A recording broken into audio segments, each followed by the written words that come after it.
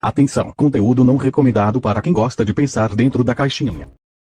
Enquanto o Uruguai, hoje um país independente, já foi uma província brasileira, entre os estados brasileiros existe um, que era um país independente antes de ser incorporado ao nosso território, e a história é contada através de suas bandeiras. Nesta série, vamos conhecer a história, a evolução e o simbolismo das bandeiras do Brasil, suas autoridades e entes federados. Olá! Eu sou o professor Neomar Nepomuceno, aficionado por heráldica e vexilologia, com vasta pesquisa sobre o assunto, e neste vídeo vou apresentar informações, muitas delas inéditas, sobre as 6 bandeiras do estado do Acre. A região que hoje conhecemos como estado do Acre despertou o interesse de brasileiros desde meados do século XIX em virtude da exploração da borracha, uma atividade imensamente lucrativa à época. Embora o território estivesse sob soberania boliviana em virtude do Tratado Hispano-Português de 1750, os bolivianos não tinham presença efetiva na região, que recebeu levas de brasileiros a partir de 1852 e continuou até 3 de abril de 1877, quando chegou à região uma expedição liderada por João Gabriel de Carvalho e Melo, composta por um grande número de famílias nordestinas dispostas a estabelecer-se naquelas terras, pouco acima da foz do rio Acre, no Seringal e Inanjás. Quando o coronel José Manuel Pando tentou aplicar um golpe de Estado na Bolívia e fracassou, refugiando-se no Brasil, este veio alertar o recém-instalado governo republicano brasileiro sobre a situação dos colonos brasileiros na região do Acre. Em 1898, a Bolívia estabeleceu o acesso ao Acre com um destacamento do exército boliviano comandado pelo major Benigno Gamarra, ocupando a vila de Chapurim, sendo, porém, forçado a deixar a região sob a atuação do coronel da Guarda Nacional Manuel Felício Maciel. Segundo o historiador Pedro Aguiar, há relatos de uma bandeira acreana branca, verde e branca, com uma estrela de prata nas faixas branca e verde superiores, embora não se conheça seu desenho, que teria sido usado a partir desse 1º de maio de 1889, episódio decisivo da história da região, quando a população brasileira impôs efetivamente o controle sobre aquele território. Para evitar o retorno dos bolivianos, o governador do Amazonas, Ramalho Júnior, organizou a entrada na região de uma unidade de aventureiros sob o comando do espanhol Luís Galvez Rodrigues de Arias, que, chegando ao vilarejo boliviano chamado Puerto Alonso, agora renomeado como Porto Acre, proclamou a República do Acre em 14 de julho de 1889. Uma segunda bandeira descrita em uma obra literária que cita este episódio. No livro Leslie, a Amazon Ladies Victorian Adventure, publicado em 1985 pela BBC, em sua página 128 diz que Luís Galvez Rodrigues de Arias, um colono espanhol, líder nato e político inepto, proclamou a independência unilateralmente, e o brado "O Acre para os acreanos" foi entoado por toda a extensão do rio. E em 14 de julho de 1899, Luís Galvez se nomeou presidente da República do Acre, se apossou do agravante posto alfandegário boliviano e ergueu a bandeira revolucionária, uma diagonal amarela e verde, com uma estrela vermelha, embelezada com o tradicional barrete da liberdade, um escudo, uma coroa de louros e a data 14 de julho de 1899. A primeira bandeira oficial do Acre foi instituída pelo decreto número 17 de 1889, expedido por Luís Galvez Rodrigues de Arias, segundo o qual a bandeira seria bicolor diagonal, dividida entre a grua superior e a mosca mais baixa, verde sobre amarelo, sendo esta, na prática, a segunda bandeira acreana. Os bolivianos continuaram tentando reaver a região até que, a 15 de março de 1900, a flotilha do Amazonas da Marinha de Guerra do Brasil, a cargo do governador do estado do Amazonas, Dr. José Cardoso Ramalho Júnior, depôs Luís Galvez, declarando extinta a República do Estado Independente do Acre, restabelecendo a posse boliviana de acordo com o Tratado de 1867.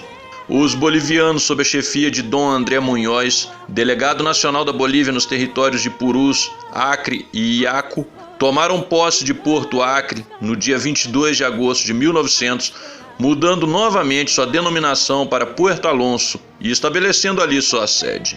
A situação tornou-se tensa com a revolta da população do Acre e manifestações de apoio em Manaus. Quando o governador boliviano decidiu arrendar o Acre para empresas anglo-americanas, os acreanos decidiram empreender luta armada para restabelecer por sua própria conta a República do Acre e convidaram o major reformado do exército José Plácido de Castro para comandar a campanha com plenos poderes. Com as ações bélicas sob o comando de Plácido de Castro, os acreanos tomaram a vila de Chapuri no dia 6 de agosto de 1902, prenderam o intendente Juan de Dios Barrientos, seus auxiliares civis, militares e soldados da guarnição, permitindo-lhes depois que se retirassem para a Bolívia. No dia 7, proclamou o restabelecimento da República do Estado Independente do Acre, organizou e treinou um exército de seringueiros e no dia 14 de outubro de 1902, derrotou o coronel Rosendo Rojas e prosseguiu com sua campanha vitoriosa até ocuparem Puerto Alonso, agora renomeada novamente como Porto Acre,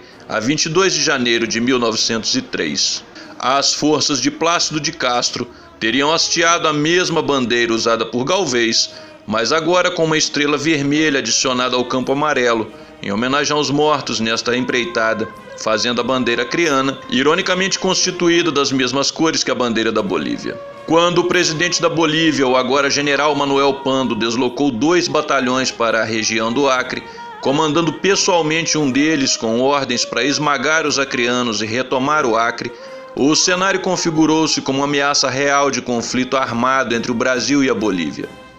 Em fevereiro de 1903, o presidente da República Brasileira, Rodrigues Alves, deslocou tropas do exército sob o comando do general Olímpio da Silveira para ocuparem a região denominada Acre Setentrional Litigioso.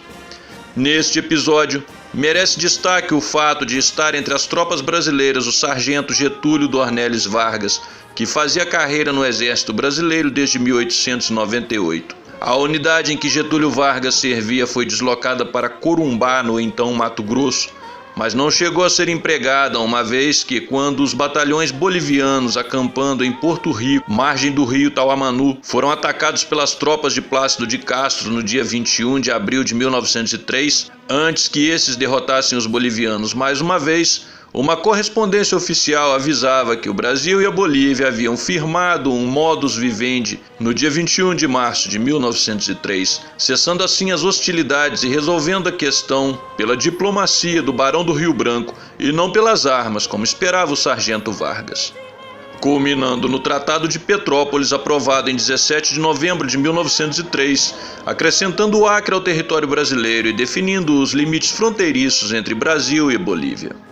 O Acre foi constituído território federal do Brasil em 25 de fevereiro de 1904 e o governador do território adotou uma forma revisada da bandeira anterior, como a bandeira territorial do Acre através da resolução de 15 de março de 1921. Porém, com a divisão da linha divisória diagonal e a posição dos triângulos verde e amarelo invertidos, como é atualmente, sendo essa a 5ª bandeira do estado do Acre e atualmente sua bandeira oficial. O sargento Getúlio Vargas deixou o exército no mesmo ano após o desfecho da questão do Acre, vindo a cursar direito e enveredar-se pela carreira política em 1930, após ser derrotado nas eleições presidenciais pelo paulista Júlio Prestes, tomou o poder através de um golpe de Estado apoiado pelas Forças Armadas e por políticos de Minas Gerais, da Paraíba e do Rio Grande do Sul. Vargas dissolveu o Congresso, revogou a Constituição, destituiu governadores e nomeou interventores e proibiu e declarou ilegais todos os símbolos estaduais, municipais ou regionais,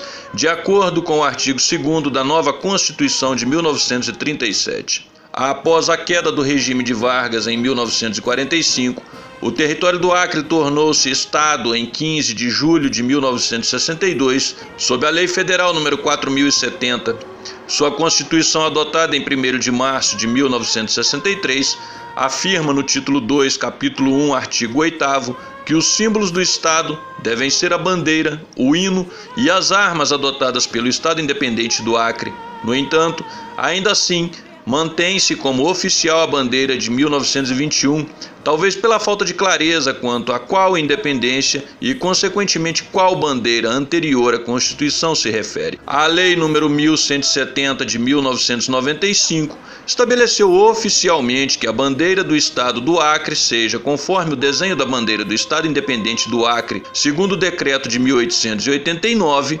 modificado pela Resolução número 5 de 24 de janeiro de 1921, solucionando oficialmente a questão. O estado do Acre tem também um pavilhão insígnia de governador, constituído de um campo branco com as armas do estado ao centro, a ser hasteado na sede do governo, em seu veículo oficial e em solenidades nas quais o governador se encontre presente, sendo esta a sexta e última bandeira acreana. E você, já conhecia essas bandeiras? Diga aí nos comentários. Caso tenha gostado, deixa aí seu like. Se não gostou, contribua dizendo o porquê. Compartilhe esse vídeo com seus amigos em suas redes sociais. Para mais conteúdo e vídeos como esse, visite e se inscreva no canal. E é isso aí. Tchau. E que a verdade nos liberte.